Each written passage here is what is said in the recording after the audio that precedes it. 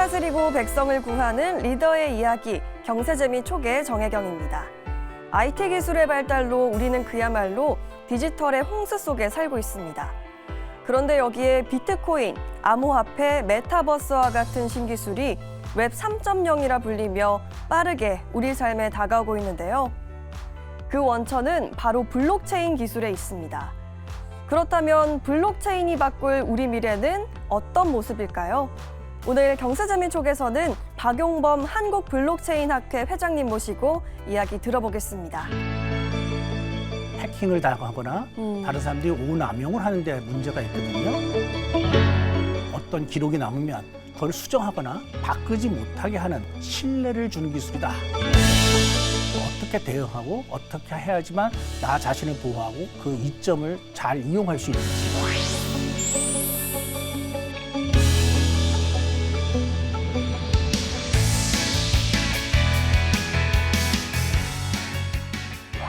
회장님 안녕하십니까? 네, 오늘 만나 뵙게 돼서 반갑습니다. 반갑습니다. 네, 저희가 오늘 블록체인이 바꿀 미래 사회에 대해서 이야기를 나눠볼 텐데요. 블록체인이 뭔지 누구나 들어는 봤어도 정확하게 머릿속에 정리가 되지 않은 것 같아요. 먼저 블록체인에 대한 개념부터 짚어볼까요? 예, 블록체인을 이제 암호화폐 소개되면서 소개돼가지고 네. 사람들이 굉장히 암호화폐랑 많이 혼란을 겪고 계시는데 암호화폐는 결과물이고요. 네. 그 결과물을 만들기 위해서 사용된 기술이 블록체인입니다. 기술적인 걸로만 좀 설명을 드리면 우리가 어떤 기록을 남기고 시간대로 쭉 기록해 남겨서 그걸 수정하거나 바꾸지 못하게 하는 그런 기술입니다. 그 기술이 왜 필요하냐면 여러분들 잘 아시겠습니다. 컴퓨터를 사용을 하게 되면서부터 우리가 디지털 미디어들을 사용을 하고 있거든요. 네. 그러면 디지털 미디어들이 지금 가장 가지는 문제점이 뭔가요? 해킹을 당하거나 다른 사람들이 오남용을 하는 데 문제가 있거든요. 그 이유가 디지털 기술은 사본을 아주 잘 만들어주고 그 원본하고 구별을 하지 못할 정도로 잘 만들어준다는 데 특징이 있습니다. 네. 그러다 보니까 사본을 만들어서 그걸 조작을 해도 사람들이 그걸 알아차리기가 좀 힘든 거죠. 그래서 우리는 블록체인 기술은 뭘 하겠다는 거냐면 오히려 디지털 기술이 주는 장점을 줄여서 우리 생활에서 어떤 기록이 남으면 그 기록이 불변이 되도록 그렇게 해주는 기술이 되겠습니다. 그렇지만 또 어떤 사람들은 오해하기를 불변이면 영원히 똑같은 거라고 생각하실 수 있는데요. 통장의 잔고가 바뀌듯이 통장에 한 줄 한 줄 기록을 쌓으면 네. 그 마지막 기록은 바뀌는 겁니다.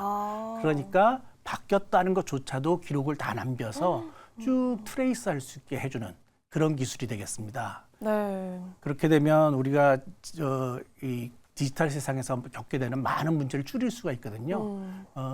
그 중에 하나가 이제 내가 디지털 그림을 그렸는데 이 그림이 내 원본인데 누가 카피를 하면 그 원본이 두 개가 되는 거잖아요. 그렇죠. 그럼 내 거라는 걸 말하기가 힘들기 때문에 그 두 개 카피 중에 하나가 이게 진짜 내 거고 이건 이거의 복사본이야라고 말할 수 있는 그런 일들을 해주는 거죠. 암호화폐에서도 비슷한 문제가 있었는데요. 암호화폐가 처음 나오기 전에 우리가 이제 디지털 캐시라고 그래가지고 네. 일렉트릭 캐시, 전자화폐 뭐 이런 걸 만들고 싶어 했어요. 근데 거기서 제일 어려운 점이 사람들이 돈을 두 번 쓸 수가 있는 거예요.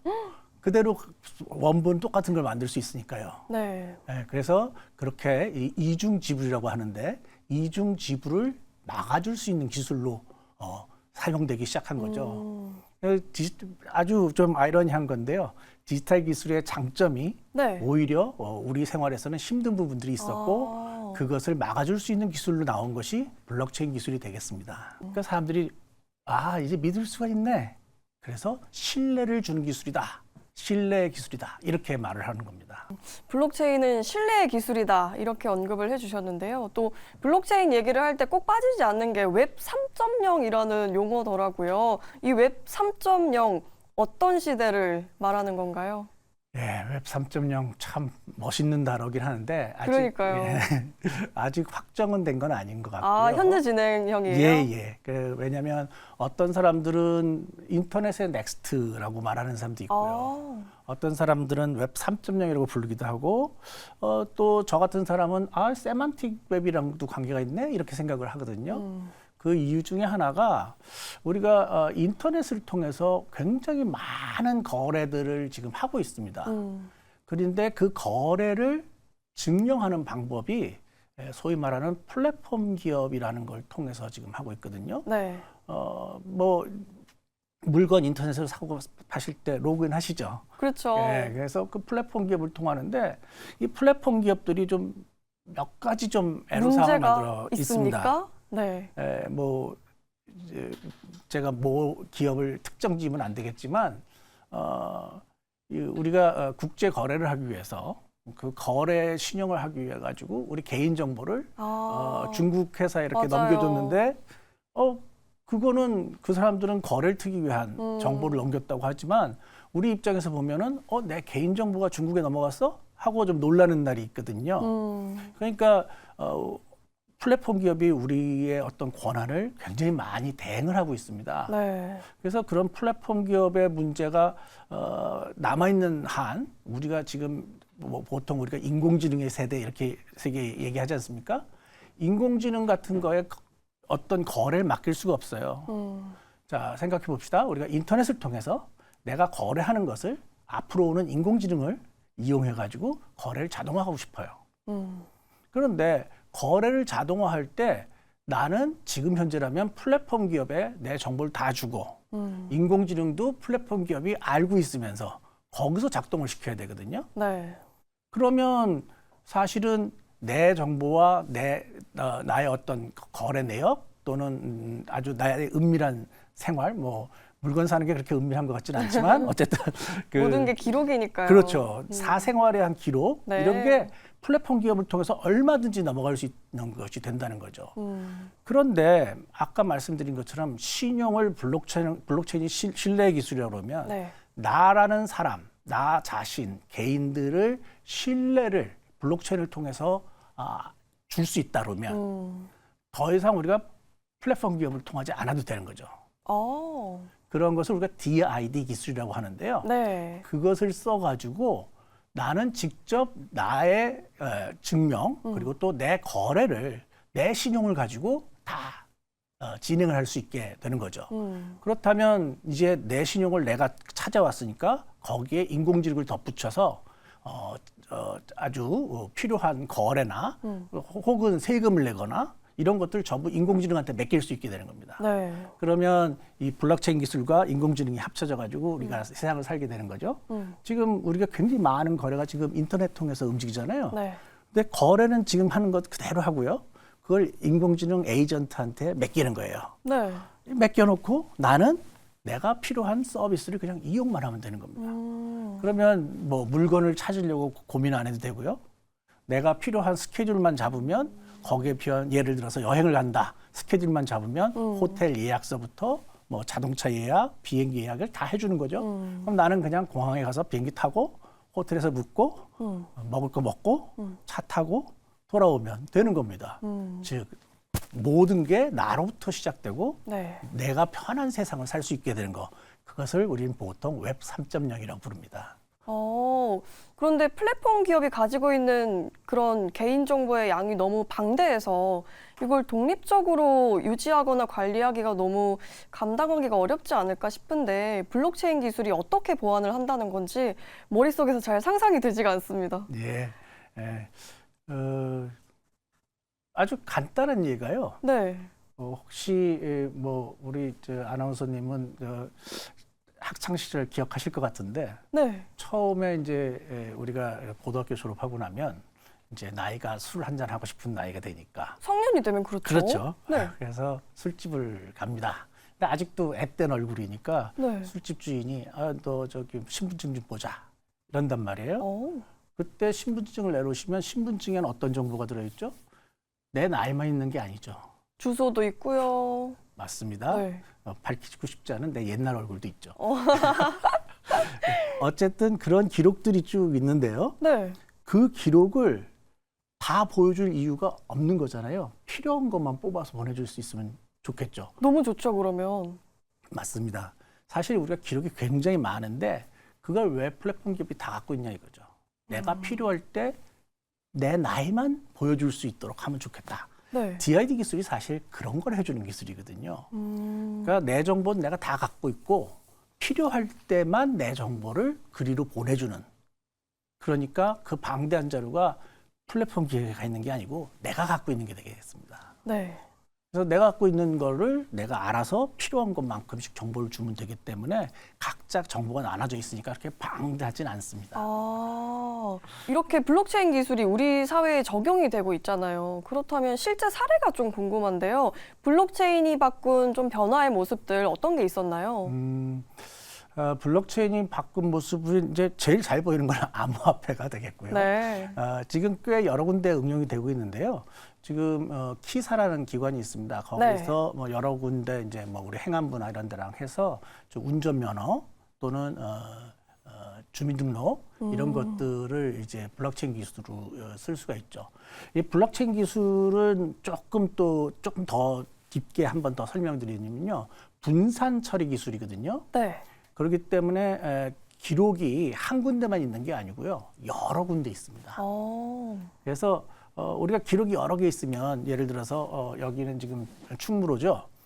충무로에 있는 기록을 빨리 찾아보면 뭐 부산에 있는 기록 찾아보는 것보다 빠를 거 아닙니까? 그렇죠. 근데 블록체인은 뭘 보장하냐면 부산에 있는 거나 여기 충무로에 있는 거랑 내용이 똑같아. 라는 걸 보장해 주거든요. 그러면 얼마든지 우리가 쉽게 빨리 찾아볼 수 있죠. 네. 그 대신 서울에 있는 거하고 아니 충무로에 있는 거하고 부산에 있는 거 기록을 똑같이 하려니까 시간이 좀 오래 걸려요. 그러면 이런 기술은 어디에 좋으냐면 우리 주민등록이나 운전면허 같은 경우는 한 번 만들면 우리가 경찰에 걸렸을 때만 제시하면 되지 않습니까? 그러니까 여러 번 참조를 해야 되거든요. 쓸 때는 오래 걸리더라도 여러 번 참조할 수 있는 기록에서는 훨씬 이 블록체인 기술이 빨리 반응을 해줄 수가 있거든요. 네. 그리고 그 기록이 원본과 똑같다라고 얘기를 하니까 우리가 꼭 원본 운전면허 카드를 안 갖고 다녀도 핸드폰에 있는 운전면허를 보여줄 수가 있는 거죠. 아마 패스라는 앱 쓰셔가지고 거기에 있는 거 보신 적이 있으실 거예요. 네. 그런 것들의 기반 기술이 되겠습니다. 앞전에 저희 방송에서도 비슷한 내용을 또 소개해드린 적이 있거든요. 그래서 지금 정말 시대가 바뀌고 있다는 생각이 듭니다. 자, 그 중에서도 가장 중요한 게 스마트 컨트랙트라고 들었어요. 이 스마트 컨트랙트가 어떤 건가요? 조금 어려우실 수도 있을 것 같은데 프로그램 같은 거 배우신 적 있나요? 프로그래밍이요? 예. 제 전공이 인문계여서 네. 그렇죠. 미처 배우지 못했습니다. 맞습니다. 네. 프로그램이라는 걸 어렵게 생각하지 마시고요. 어떤 절차들이 있는데 그 절차대로 이렇게 차례대로 우리 대신 컴퓨터가 진행해 주는 겁니다. 자, 내가 어떤 절차를 적었고요. 그게 차례대로 진행이 된다고 했을 때 프로그램이라는 것이 이 프로그램을 블록체인에다가 저장하면 어떻게 될까요? 블록체인에 저장하면 어떤 일을 처리하는 절차를 바꿀 수가 없겠죠. 네.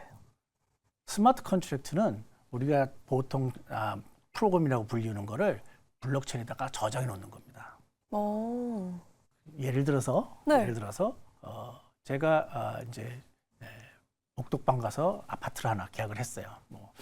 계약 전세할까요? 전세 임대도 좋고요. 계약을 쫙 했어요. 했으면 그 계약 절차가 있거든요. 네. 그 절차가 지켜져야 되고 거기 뭐 특약 같은 거 집어넣어서 우리가 약속들을 집어넣잖아요. 네. 그럼 그것이 지켜져야겠죠. 블록체인의 스마트 컨트랙트는 그걸 자동으로 집행을 해버리는 겁니다. 그럼 어떤 일이 벌어지냐면요. 제가 집키를 드리면 저 못 믿잖아요. 그래서 잔금을 안 줄 수도 있잖아요. 근데 집키를 주면 잔금을 강제로 프로그램적으로 줘버리는 거예요. 그렇게 되면 우리가 상당히 우리 많은 거래에 있어서 못 믿는 거래들이 많거든요. 그걸 믿고선 진행할 수 있는 장점이 생깁니다. 네. 스마트 컨트랙트는 그런 것뿐만 아니라 어떤 조건, 상황 같은 걸 얘기할 수 있죠. 얼마 전에 저한테 전화하신 기자분이 그걸 물어보시더라고요. 전세 사기 방지하는 데 도움이 될 수 있는 아이디어가 없느냐. 오, 전세라는 것이 이제 전세 기간이 끝나면 전세금을 돌려줘야 되는 거잖아요. 맞아요. 사기는 뭐냐면 안 돌려주는 거죠. 근데 강제로 돌려준다면 오, 그러면 사기가 될 수가 없겠죠. 너무 좋은 해법인데요? 네. 블록체인의 스마트 컨트랙트로 그날이 되면 당신 잔고를 무조건 주게 돼 있어. 네. 라는 프로그램을 써놓는 거죠. 물론 잔고 자체가 비는 건 좀 문제가 됩니다. 그런데 그것도 뭐 미리 잔고가 뭐 얼마 전에 채워져 있어다든지 뭐 이런 여러 가지 조건들을 집어넣을 수 있거든요. 그래서 조건을 집어넣어 가지고 강제적으로 집행하게 만들어 버리면 네. 그것이 스마트 컨트랙트가 해주는 일이고 우리가 전세 사기 같은 것도 막을 수 있죠. 근데 그러려면 뭐가 필요하냐면 디지털 화폐가 필요해요. 왜냐하면 현금을 그렇게 강제로 할 수 있는 방법은 없으니까요. 우리가 디지털 화폐, 뭐 우리나라에서도 지금 제가 알기로는 한국에서도 CBDC 이런 걸 준비하고 있는 걸로 알고 있는데요. 네. 우리가 CBDC 같은 걸 쓰게 되면 장점이 그런 것이 생기는 겁니다. 월락 디지털 화폐가 블록체인을 이용해서 하고 있다면 적당한 시기에 전세금을 돌려주는 것들이 다 모여 있는지를 계속 프로그램이 체크하는 거예요. 체크하고 이 사람이 이사 나가면서 키만 주면 그때 바로 넘겨주는 겁니다. 사람이 주는 게 아니고 기계가 그냥 주는 거예요. 이 기술 실현 가능한가요? 몇 가지 조건들이 해결되면 되겠죠. 어떤 조건이에요? 제가 아까 말씀드린 것처럼 우선은 디지털 커런시, 디지털 속의 거래들이 이루어져야 되고요. 그다음에 계약을 하려는 시점에 우리가 계약을 하는 시점에 이러한 스마트 컨트랙트라는 거를 다 적어서 저장을 해야겠죠. 그러려면 어떤 우리가 사회에서 합의된 표준적인 계약의 형태가 있어야 되고 그 형태를 블록체인에 저장하는 그런 일들도 있어야겠죠. 더욱더 필요하면 웹 3.0까지 간다면 그런 걸 자동적으로 검사하는 인공지능이 개입이 돼가지고 이 사람 잔고를 봤더니 영 나한테 전세금 못 돌려주겠는데 그러면 경고를 해준다든지 네. 이런 것까지 다 들어가면 미래 사회는 우리가 좀 더 걱정을 더 하는 사회가 되겠죠. 아직은 그런 세상이 오지는 않았습니다. 그렇군요. 이런 훌륭한 기술을 가지고 블록체인 산업을 구축하려면 인력도 필요할 테고 기술 개발도 필요하고 규제, 많은 과정들이 있어야 할 텐데요. 앞으로 많은 정비가 필요할 것 같은데 이런 부분에 대해서는 어떤 의견을 가지고 계신가요? 좀 사적인 걸로만 표현드릴게요. 왜냐하면 이거는 제가 움직임을 다 알지는 못하기 때문에 네. 사회 각층에서 다 준비가 되기 때문에 제가 좀 개인적인 측면이라고 그러면 블록체인 기술은 보통 우리가 기반 기술이라고 얘기하거든요. 기반 기술이라는 건 전기도 우리 사회 기반이고요.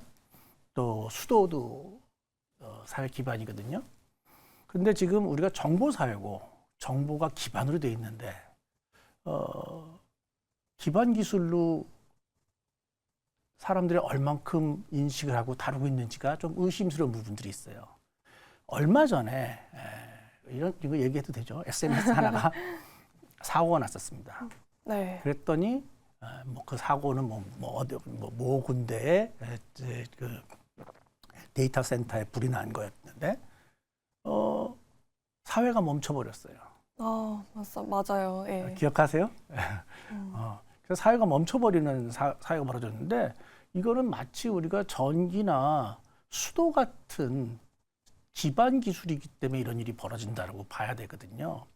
그러면 수도는 수도를 관리하는 데가 있고 전기는 전기가 관리하는 데가 있잖아요.